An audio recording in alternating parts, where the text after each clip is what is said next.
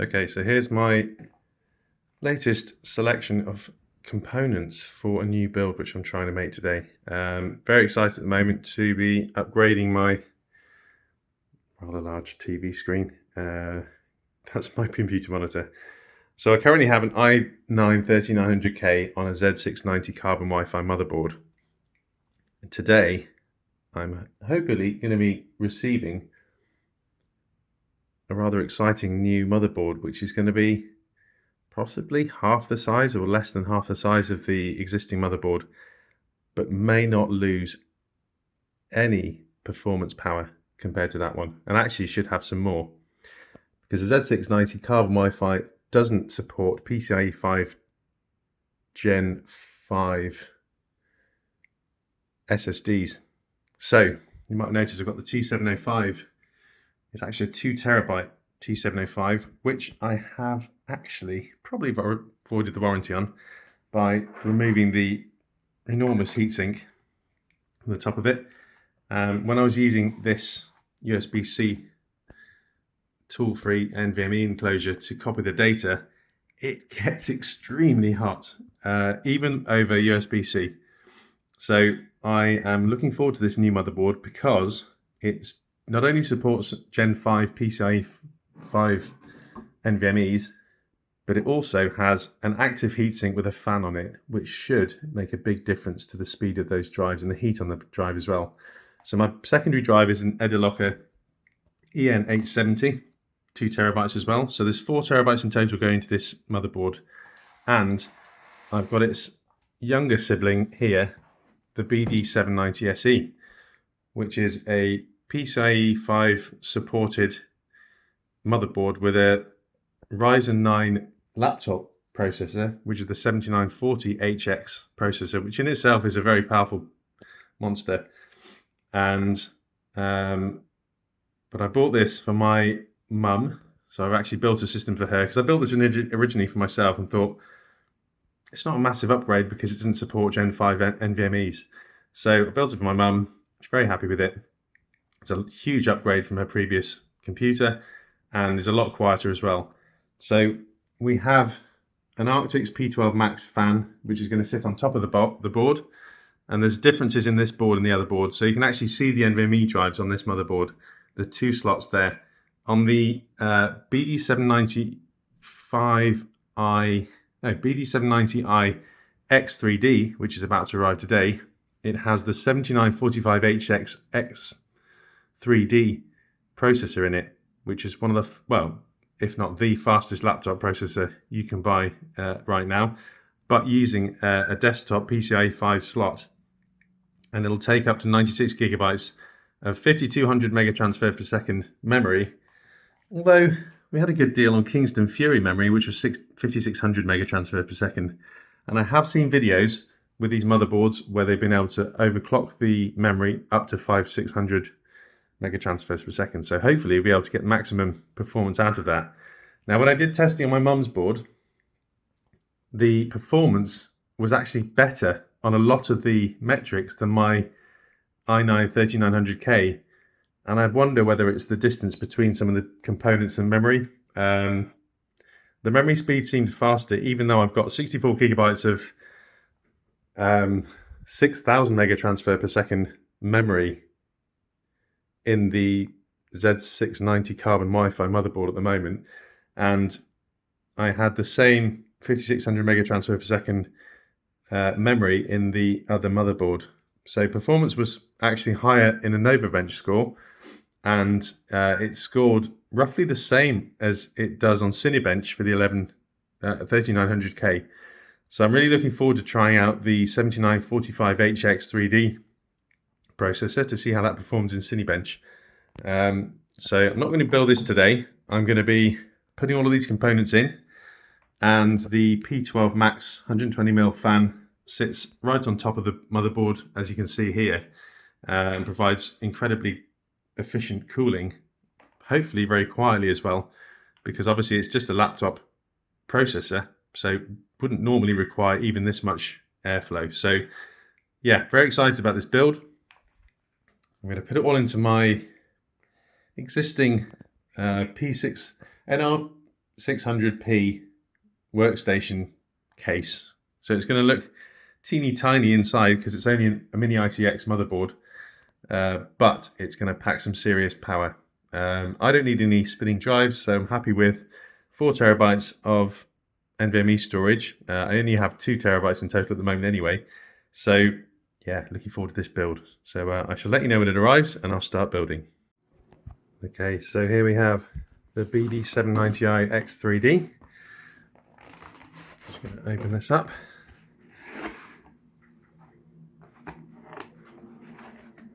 Now, just looking in the box, we've got 7945H X3D laptop processor, up to 96 gigabytes of 5200 mega transfer per second memory, 2 PCIe 5 SSD slots, which is what we're excited about, 1 full-length PCIe 5 X16 connector, and a load of standard stuff as well. So, pretty excited about this build because we're going to be replacing our 3900K Z690 Carbon Wi-Fi motherboard setup. Oh, look at the size of that. That's impressive. So very solid looking antennae for the Wi-Fi. So it's got Wi-Fi 6E built in. I believe it's an AX210 chip, which will give fairly decent Wi-Fi power as well as everything else. Obviously the faceplate there for the I/O. Some brackets here for the fans, some mounting screws, and the motherboard itself, which, as you can see, has active cooling in it for the Gen 5 SSD. So, I'm carefully get this out. Look at that. Now this is the exciting part right here, because this has dual PCIe 5 NVMe slots, and as you can see, a very big heatsink on top to put our P12 Max 120mm high-speed fan, and the T705, basically the fastest NVMe SSD on the market right now. We've got 64 gigabytes of 5600 mega transfer per second memory with a relatively low latency as well. Plus another Edilocker 870, EN870 drive, 2 terabytes. There's 4 terabytes storage in total, and yeah, we're looking forward to building it. So I'm going to put this into the case and we shall get things moving. Right, so here's the original build. If I'm honest, it's a bit dusty. So the Z690 Carbon MSI motherboard with a massive Noctua DH15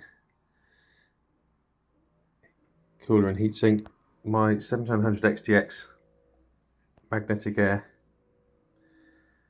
GPU, and again 64 gigabytes of memory. However, look at the difference in size with this. Wow, I'm going to replace the whole thing with that. Well, that way around. So let's get started. Okay, so I've basically got this assembled and ready to go. So I've got the memory in there, and I've got the dual NVMe drives in there.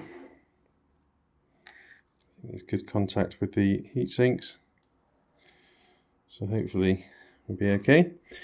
Note for Minisforum, make these bolts a little bit softer, because trying to get the I/O shield over these, it's been a total pain. So I've had to take the bolts off to get the I/O shield under them.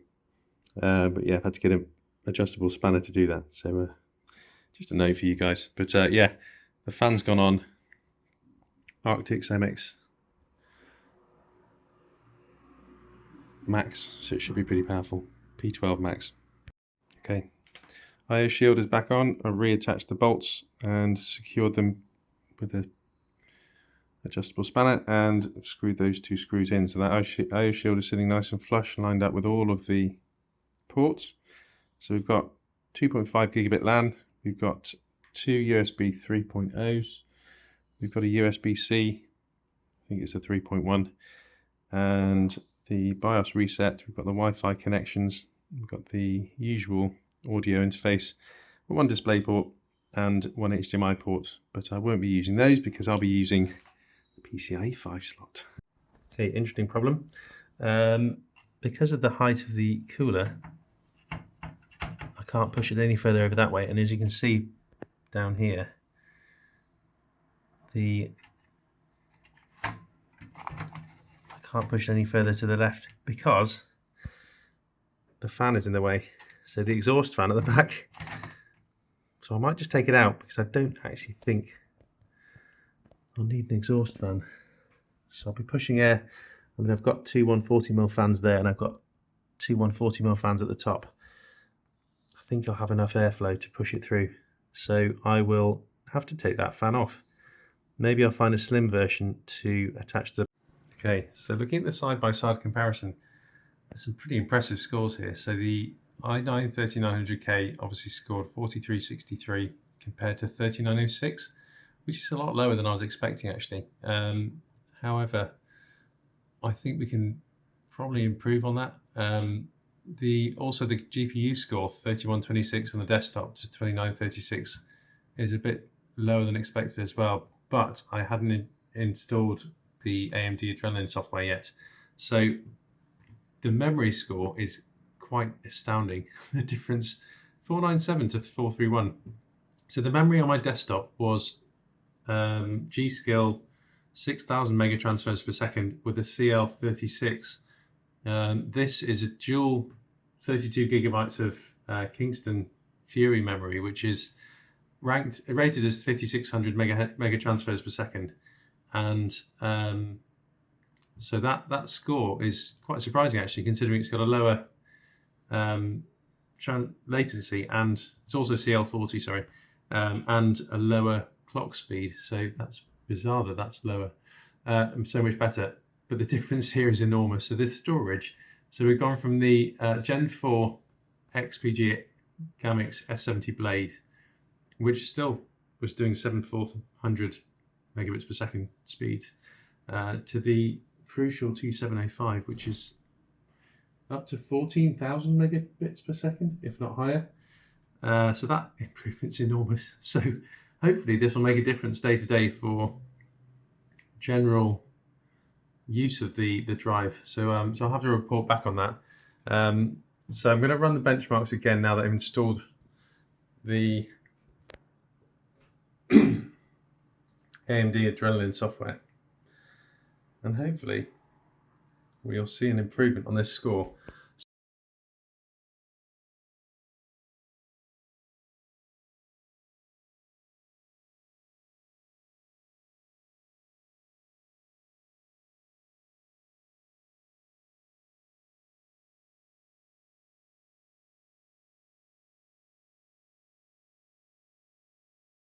As you can see, we're ramping up the GPU test now. I'll see this increase to 312 watts, 388 watts. Quite see, you can see maxed out at 529 watts. This is the XFX 7900 XTX Magnetic Air GPU, so it's incredibly powerful. And actually got this for a bargain. I think it was £780, which is incredible for the power, considering all the problems that NVIDIA have had. And I wanted a 24 gigabyte GPU, so it's made a huge difference. And an upgrade from a RTX 3090, which actually... Okay, so it looks like I've just run another benchmark in Novabench with an overclock on the GPU to a degree, but this score is insane. 85 to 29. Obviously not quite as high as the i9-13900K desktop processor, but this is a laptop processor. 3912 for that is pretty good. Overclocked GPU slightly, only slightly above the previous score in the desktop, but it's the Gen 5 NVME which is obviously smashing the figures here, and the memory as well, bizarrely, is doing a lot better, considering it's 5600 mega transfers per second as opposed to 6000 on the desktop. But look at that, you've pulled in a maximum GPU outdraw of 590, maximum CPU of 100 watts.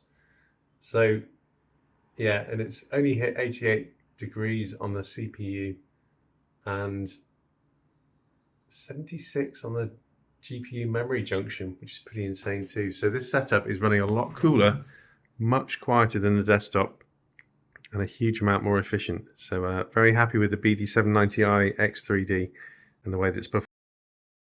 Okay, so we're just doing a Cinebench R23 test now. I prefer this to the latest version, but we'll see how we get on. We've got the temperatures and the wattage going on here.